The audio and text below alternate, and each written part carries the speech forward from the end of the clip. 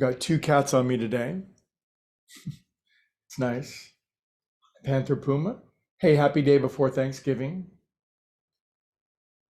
Uh, I guess gratitude. They say November is the month of gratitude, isn't it? So you can build a perfectly sound spiritual life on the principle of gratitude alone, I believe. Of course, it could be added to, it could be seasoned with other things, but always grateful, grateful for you guys, grateful for the miracle of life itself.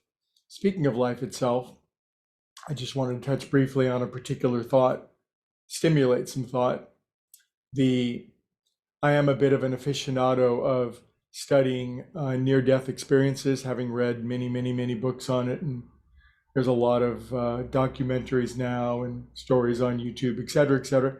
Listen to a lot of them, hundreds, if not thousands of them. I'm just always struck by of course, there are differences. What I find stunning are the similarities.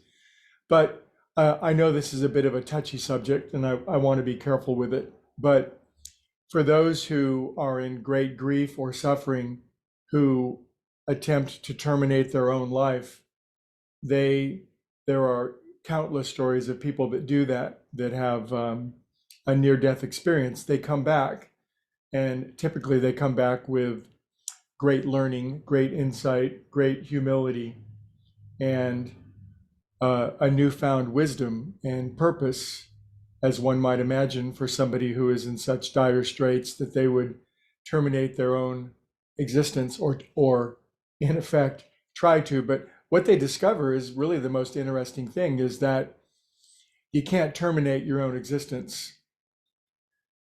Life doesn't belong to us.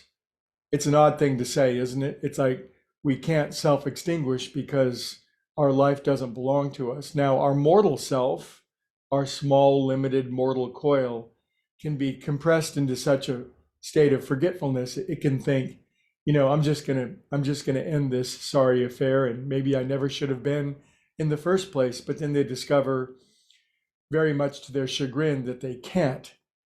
We can't self-extinguish. We can't get rid of ourselves because our life doesn't belong to us. And when we consider the implications of that, if we really accept it, we are in effect stewards or shepherds of our own lives. We're given a life. We are life itself. Emmett Fox says there are 7 great attributes of God, and one, of course, is life. God is life. And so we are God's life, and we are given the opportunity to steward or shepherd our own life, or manage it, if you will. And if we make a mess of it, it's on us. And so we can clean it up. But being shepherds or stewards of our own life, I was sort of thinking of an analogy. I'm sure you've seen the potters, the clay potters. They'll get a big mass of wet clay and they'll plop it on their wheel, I guess it's called, and they'll get their feet going, I guess on the old-fashioned ones, and it will start to spin. And what is often a very ugly clump of wet clay begins to turn, the momentum of life, we might say. And then a skilled potter begins to move various tools, their fingers, even their fingernail, generally in the most subtle way, to begin to shape through momentum and continuous application something that was rough, something that was coarse, something that seemed random, and shape it into something glorious and beautiful. And isn't that what we're all doing? Now, we can't not touch it if it just sits there and spins. If we don't try to shape our life, if we don't try to do the best we can with it, then nothing will happen. It will just stay a big wet clump of clay.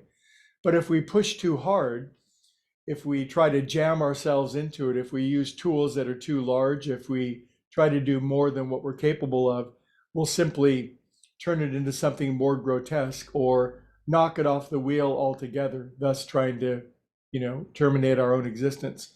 But after a while, once we learn that our life doesn't belong to us, that it's a great gift, and that we're enjoying it, that we can begin to shape it skillfully, with wisdom, with truth, with skill, with precision, with artistry, especially with experience, with knowledge, and with intention. And as we get finer and finer at our little movements, we begin to find that this life of ours, that perhaps at one time we shaped into something quite grotesque and miserable, or unfortunate or filled with suffering becomes a glorious expression of life and becomes something that we want to put on display. We don't help shape and participate in this beautiful creation without it being lit up, without it light being shined upon it so that other people can see it.